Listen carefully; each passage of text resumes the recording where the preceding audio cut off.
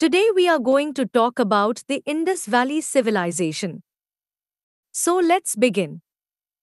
In the early 1920s, an archaeological team led by the British colonial official John Marshall uncovered the remains of an ancient city that had been buried under the silt of the Indus River for over 3,000 years. Suddenly, the fabled civilizations in Mesopotamia and the Nile River Valley had a contemporary equivalent far to the east on the edge of the Indian subcontinent. As excavations continued, diggers at the site discovered the skeletal remains of several human beings caught in positions of sudden flight, provoking the assumption that the ancient city, now dubbed Mohenjo-daro, or City of the Dead, had come to an abrupt end as the result of an invasion by nomadic peoples who began arriving in the regions about 1500 BCE. Over the next several hundred years, these immigrants, who called themselves the Aryans, set out to create the civilization that we know today as India. Today, nearly a century after the Marshall team began its labors, much about the Indus Valley civilization, as this ancient culture is now commonly labeled by specialists, still remains a mystery, mainly because its writing system, inscribed on clay seals and tablets found at various sites in the region, remains undeciphered, and the connections between it and the later culture that developed in the Indian subcontinent under the Aryans remain in dispute among historians. Nevertheless, many scholars today agree with John Marshall's conclusion at the time that many aspects of this long dead civilization still persist among the peoples, cultures, and values of the Indian people today. The emergence of civilization in India, the Indus Valley society like the civilizations of Mesopotamia and Egypt, the earliest civilizations in India arose in river valleys and were shaped, in part, by their environment. Thus, from its beginnings, Indian civilization has been intimately associated with the geography of the subcontinent. A land of diversity, India was and still is a land of diversity. This diversity is evident in its languages and cultures as well as in its physical characteristics. India possesses an incredible array of languages. It has a deserved reputation, along with the Middle East, as a cradle of religion. Two of the world's major religions, Hinduism and Buddhism, originated in India, and a number of others, including Sikhism and Islam, the latter of which entered the South Asian subcontinent in the 9th or 10th century CE, continue to flourish there. In its size and geographical complexity, India seems more like a continent than a nation. That complexity begins with the physical environment. The Indian subcontinent, shaped like a spade hanging from the southern ridge of Asia, is composed of a number of core regions. In the far north are the Himalayan and Karakoram mountain ranges, home of the highest peaks in the world. Directly to the south of the Himalayas and the Karakoram range is the rich valley of the Ganges, India's holy river, and one of the core regions of Indian culture. To the west is the Indus River Valley. Today, the latter is a relatively arid plateau that forms the backbone of the modern state of Pakistan, but in ancient times it enjoyed a more temperate climate and served as the cradle of Indian civilization. South of India's two major river valleys lies the Deccan, a region of hills and an upland plateau that extends from the Ganges Valley to the southern tip of the Indian subcontinent. The interior of the plateau is relatively hilly and dry, but the eastern and western coasts are occupied by lush plains, which have historically been among the most densely populated regions of India. Off the southeastern coast is the island known today as Sri Lanka. Although Sri Lanka is now a separate country quite distinct politically and culturally from India, the island's history is intimately linked with that of its larger neighbor. In this vast region live a rich mixture of peoples, people speaking one of the languages in the Dravidian family, who may have descended from the Indus River culture that flourished at the dawn of Indian civilization more than 4,000 years ago. Aryans, descended from the pastoral peoples who flooded southward from Central Asia in the 2nd millennium BCE, and Hill peoples, who may be the descendants of the first migrants passing through the area and hence may have been the earliest inhabitants of all. Although today this beautiful mosaic of peoples and cultures has been broken up into a number of separate independent states, the region still possesses a coherent history that is recognizably Indian. The Indus Valley Civilization, a fascinating enigma. The first signs that an ancient civilization had emerged in the Indus River Valley appeared in the early 19th century when archaeologists discovered the remains of an urban settlement at Harappa, a town located several hundred miles north of the site at Mohenjo-daro. Today, over 1,000 small agricultural settlements have been unearthed in the region, many of them dating back to over 9,000 years ago. Those small mud-brick villages eventually gave rise to the sophisticated human communities that historians call Indus Valley Civilization. Although today the area is relatively arid, during the 3rd and 4th millennia BCE, it evidently received much more abundant rainfall, and the valleys of the Indus River and its tributaries supported a thriving civilization that may have covered a total area of more than 700,000 square miles, from the Himalayas to the Indian Ocean. More than 70 sites have been unearthed since the area was discovered in the 1850s, but the main sites are at the two major cities, Harappa, in the Punjab, and Mohenjo-daro, nearly 400 miles to the south near the mouth of the Indus River. In several respects, the Indus Valley civilization closely resembled the cultures of Mesopotamia and the Nile Valley.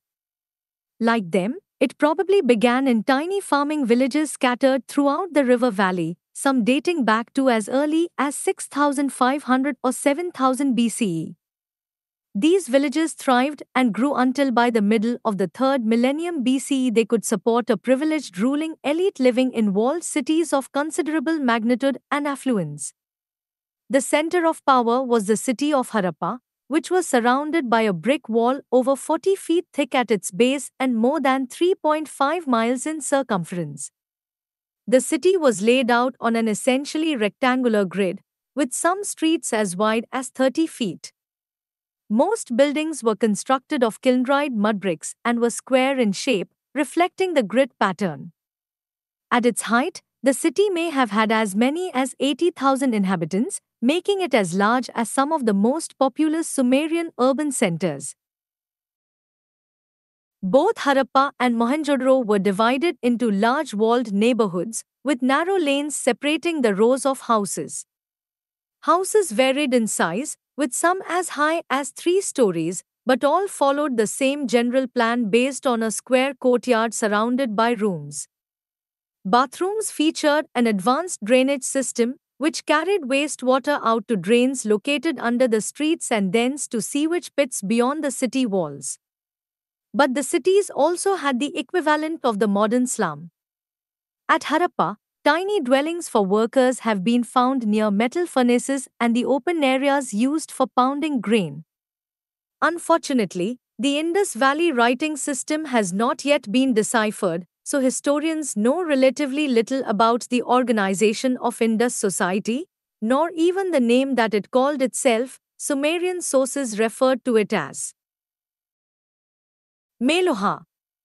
Recent archaeological evidence suggests, however, that unlike its contemporaries in Egypt and Sumer, the Indus Valley Society was not a centralized monarchy with a theocratic base but a collection of more than 1,500 towns and cities loosely connected by ties of trade and alliance and ruled by a coalition of landlords and rich merchants.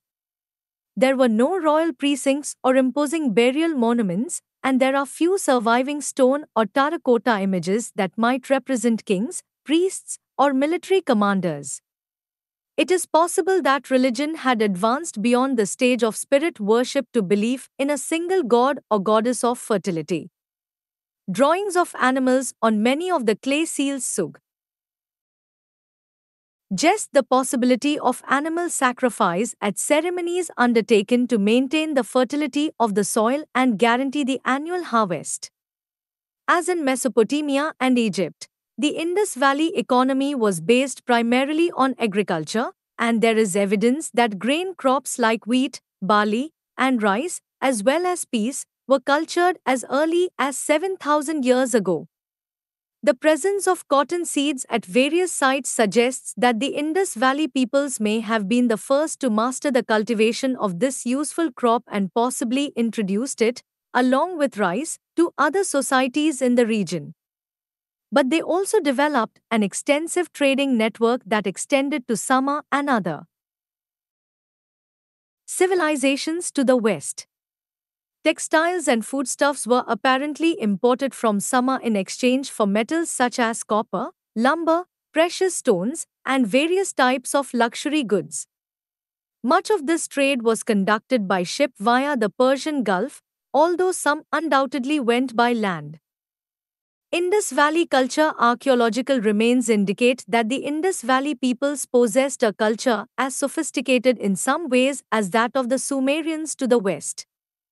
Although the architecture was purely functional and shows little artistic sensitivity, the aesthetic quality of some of the pottery and sculpture is superb. Painted pottery, wheel-turned and kiln-fired, rivals equivalent work produced elsewhere. Sculpture, however, was the Indus people's highest artistic achievement. Some artifacts possess a wonderful vitality of expression. Fired clay seals show a deft touch in carving animals such as elephants, tigers, rhinoceroses, and antelope, and figures made of copper or terracotta. The dancing girl. Relatively few objects reflecting the creative talents of the Indus Valley peoples have survived. This bronze figure of a young dancer, 5 inches tall, is a rare metal sculpture from Mohenjo-daro. The detail and grace of her stance reflect the skill of the artist who molded her some 4,000 years ago. Writing was another achievement of Indus Valley society and dates back at least to the beginning of the 3rd millennium BCE. See comparative essay, Writing and Civilization. Unfortunately, the only surviving examples of writing are the enigmatic symbols inscribed on clay seals and tablets.